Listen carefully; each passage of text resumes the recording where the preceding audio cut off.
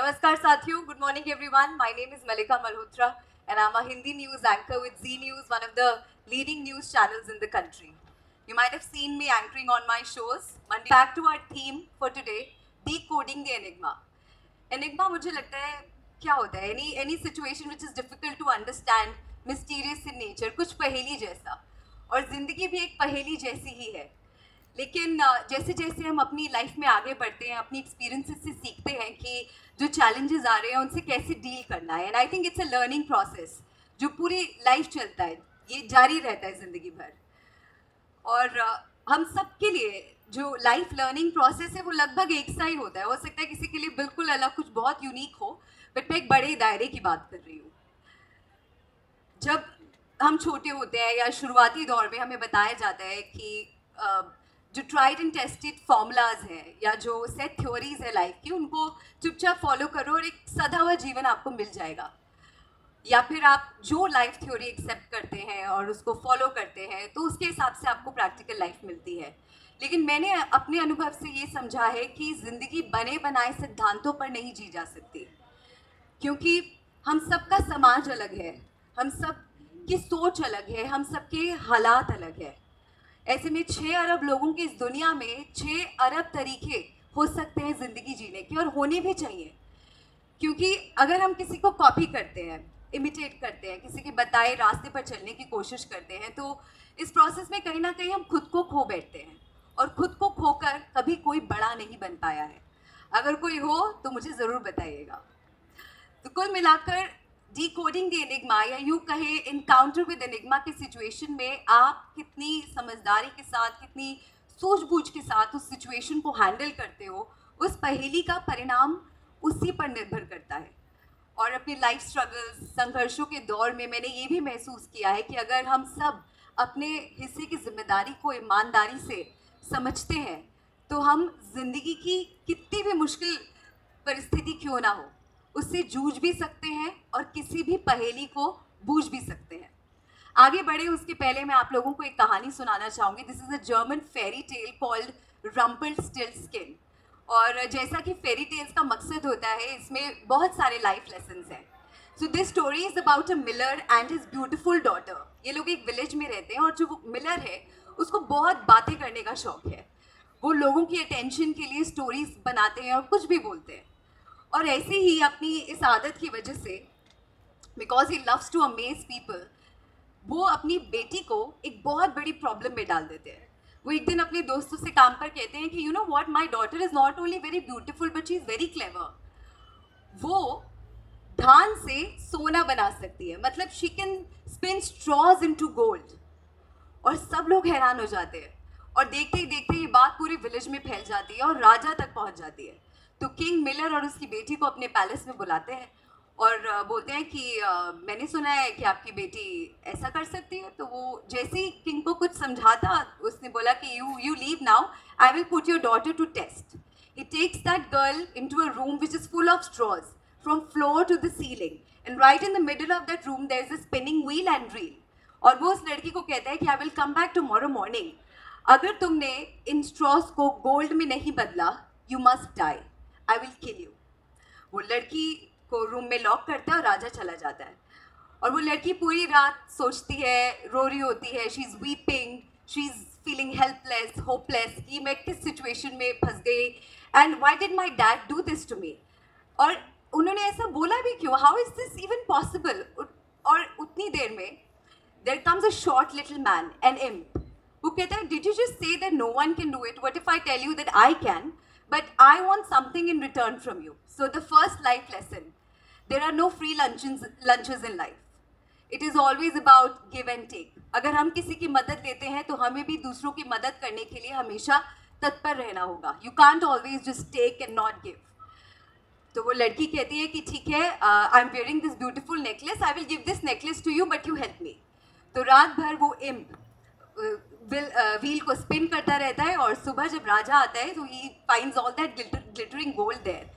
और वो उस लड़की को कहता है कि दिस इज़ अमेजिंग, बट वो देखता है और उसके बाद उसको और लालच आ जाता है, एंड ही थिंक्स दैट इतना सारा गोल्ड मुझे मिल गया, अगर मैं इस लड़की का एक और बार टेस्ट लूँगा तो मुझे तो और गोल्ड मिल जाएगा. Another life lesson. Whenever we get anything in abundance, be it happiness, be it success, be it money, relationships, we always want more of it. And sometimes we use unethical ways. Sometimes we misuse to get all of that. और वो उस लड़की को एक दूसरे room में लेके जाता है. Now this room is bigger than the previous one and this room is also full of straws. And he puts up the same condition for her that if you're not able to do it by tomorrow morning, if I don't see gold here, I will kill you. तो वो लड़की फिर रात को परेशान बैठी होती है कि अब मैं क्या करूँ. Will that short little man come again to my rescue? और उतनी देर में वो आता है और उसको कहता है कि I'm ready to help you again, but what will you give me in return? तो वो उसको बोलती है that I have this finger, I have this ring on my finger, और ये रिंग मैं आपको दूंगी अगर आप मेरी मदद करोगे. So he helps her again and वो रिंग लेता है, वो चला जाता है. राजा सुबह आता है, वो गोल्ड देखता है and he thinks to himself that she's not only beautiful but she has this amazing talent and I will be a rich man. My palace will be full of gold if I marry her. तो वो उस लड़की को बोलता है I'm going to put you to test for the last time and this time if you pass I will marry you and you will be the queen. Another life lesson. Life is unpredictable and life has its own ways of doing strange things to you. Imagine a miller's daughter has a chance to be the queen. कौन सोच सकता था कि एक Miller की बेटी queen बन सकती है? In whatever circumstances, but she has her chance. और वो राजा वहाँ से चला जाता है और वो लड़की रूम में बैठकर फिर वेट कर रही होती है कि शायद आज फिर वो इम्प आएगा और मेरी मदद करेगा. So he comes back और वो उसको कहता है कि I'm ready to help you again, but what will you give me in return? तो वो बोलती है अब तो मेरे पास कुछ भी नहीं बचा. I gave you my necklace, I gave you my ring, I'm not left with anything else. तो मैं क्या दे सकती हूँ तुम्हें? तो इम सोचता है कि I'm a lonely man, I don't have anybody to share my life with. तो कितना बढ़िया होगा if I can have a living person living with me, sharing my life with. तो वो उसको कहता है कि ठीक है, अगर तुम ये पास कर गई टेस्ट तो तुम तो क्वीन बन जाओगी. तो जो तुम्हारा फर्स्ट बॉर्न चाइल्ड होगा वो तुम मुझे दोगी. अब दूसरा इम्पॉर्टेंट लाइफ लेसन. यहाँ पर बात है शॉर्ट टर्म सॉल्यूशंस की. जब हम कभी किसी प्रॉब्लम में फंस जाते हैं, कोई डिफ़िकल्ट सिचुएशन में होते हैं, तो हम शॉर्ट टर्म सॉल्यूशन देखते हैं कि अभी बस जैसे तैसे इसको फेस करते हैं, जैसे तैसे इस प्रॉब्लम से बाहर निकलते हैं. फ्यूचर किसने देखा है? और यही उस लड़की ने सोचा. Who nose what happens in the future. एक साल बाद कौन कहाँ होगा, ये इम्प होगा या नहीं होगा. अभी तो मैं इसको हाँ बोलती हूँ और इस प्रॉब्लम से निकलती हूँ. और वो उसको एक ऐसी चीज़ के लिए कमिट कर देती है which for any women, for any mother is a very difficult thing to do. It's about your own flesh and blood. How can any mother possibly give her child away? But उस time वो इतना नहीं सोचती और वो उसको commit कर देती है, उसको प्रॉमिस कर देती है कि ठीक है, आई will give you my child. So the imp helps her again. और राजा जब आता है, he sees all that gold and he's very happy and excited and he's like, I'm going to marry the richest woman. और वो उससे शादी कर लेता है. She becomes the queen. एक साल के बाद she delivers a baby और वो अपने रूम में बैठकर उसके साथ खेल रही होती है. She's spending time with the child and the imp comes और उसको बोलता है कि time to fulfill your promise. तुमने मुझे प्रॉमिस किया था कि तुम मुझे अपना पहला बच्चा दोगी और मैं आ गया हूँ, अब मुझे अपना बच्चा दे दो. और वो रोने लग जाती है. Now she is the queen. और वो उसको रिक्वेस्ट करती है, उसके साथ बार्गेनिंग करती है, नेगोशिएट करती है कि मैं तुम्हें इतना गोल्ड दूंगी कि जितना गोल्ड तुमने अपनी ज़िंदगी में नहीं देखा. इम कहता है, why do you think I need the gold? I can make all the gold in the world, I don't need your gold. उसको बोलती है कि अच्छा, I will give you a castle. तो वो बोलता है कि I am an imp, I can come and go where I want, I don't need your castle. उसको बोलती है ओके ठीक है, तो what if I give you a lot of servants? They will take care of you. तो वो बोलता है I'm a lonely man, nobody knows me, nobody even knows who I am, so I don't need your servants, I can take care of myself. तो फिर रानी के पास कोई option नहीं बचता. तो रानी उसको बोलती है कि ऐसा why are you saying that nobody knows you? What if I find out who you are? तो बोलते हैं really? All right then, I give you 3 days time and if you find out my real name, I will not take your child away. और 3 दिन उस रानी को मिलते हैं to figure out, to decode this enigma. तो पहले दिन वो क्या करती है कि राजा लोग के पास वो गुप्तचर होते हैं, तो वो अपने स्टाफ को बोलती है कि just go to the village and try to find out कोई short little man if you see कोई कहीं रहता हो उसका नाम पता करके बताओ, टॉक टू पीपल, क्या यहाँ पे यूनिक नेम्स हैं जो कॉमन नेम्स ना हो, get me a list of names. वो आते हैं, उसको लिस्ट देते हैं और उसके बाद इम्प आता है और इम्प उसको बोलते हैं ओके बताओ क्या नाम है मेरा। तो उसके पास जो लिस्ट होती है उसमें से उसको नाम बताती है, ये है ये है ये है ये है, और वो कहते हैं नो, इनमें से मेरा कोई नाम नहीं है, बिकॉज उसको पता होता है that nobody knew who he was, who what was his real name. तो उसके बाद दूसरा दिन आता है। दूसरे दिन रानी रॉयल लाइब्रेरी में जाती है, she does all the research, she goes through a lot of books, she does a lot of readings and then she makes a list of a few names. तो दूसरे दिन जब इम्प आता है वो नाम सुनता है, वो कहते हैं नहीं इनमें से भी मेरा कोई नाम नहीं है, you have already wasted a lot of time, कल तुम्हारा आखिरी मौका है, मैं आऊँगा और मैं तुम्हारा बच्चा लेकर के जाऊँगा। तो उसके बाद जब अगले दिन रानी उठती है, she is really worried because आज उसका लास्ट मौका है। So she puts her royal cape and hood and she walks out of the castle and she goes into the woods. So as she's moving, she walks past a lake and she enters a deep forest hidden in darkness.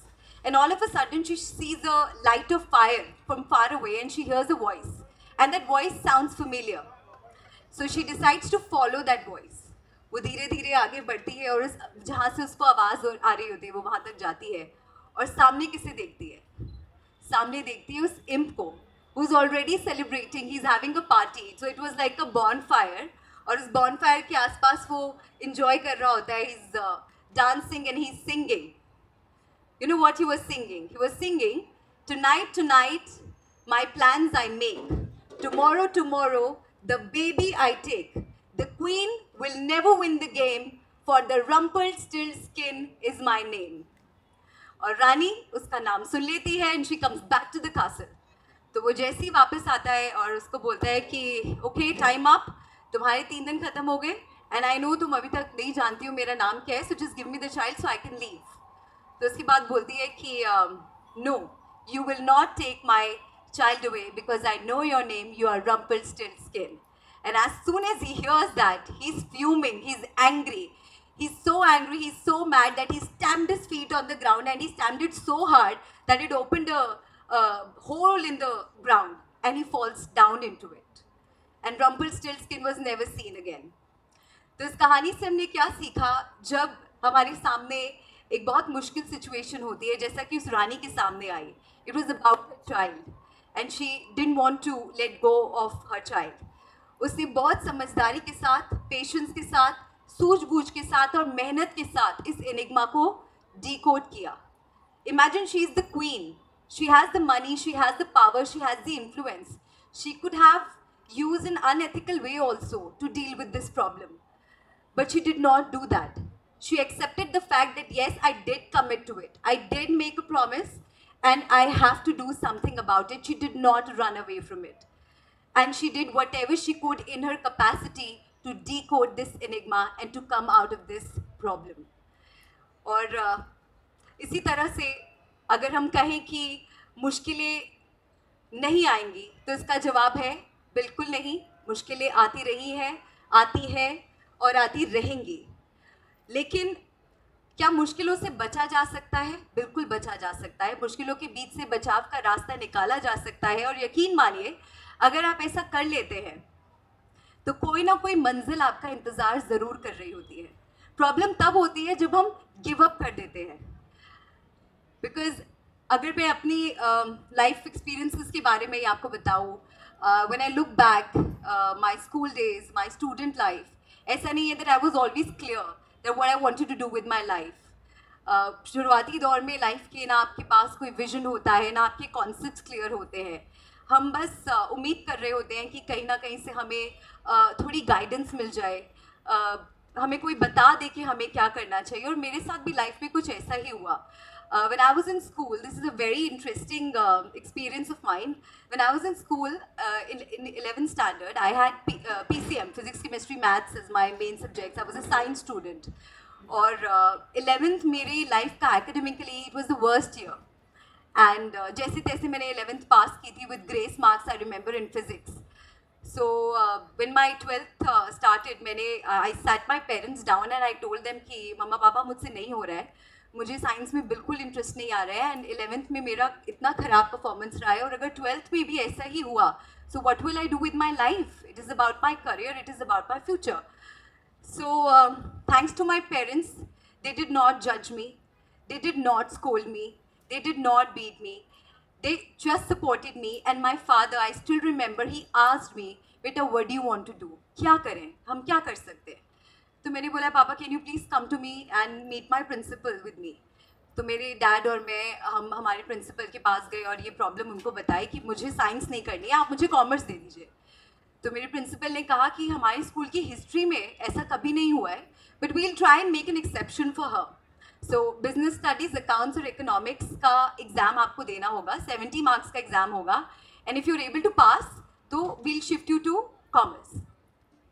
तो मैं commerce subjects की tuition लेना मैंने शुरू किया, and at the same time I was going to school every day, attending my regular classes.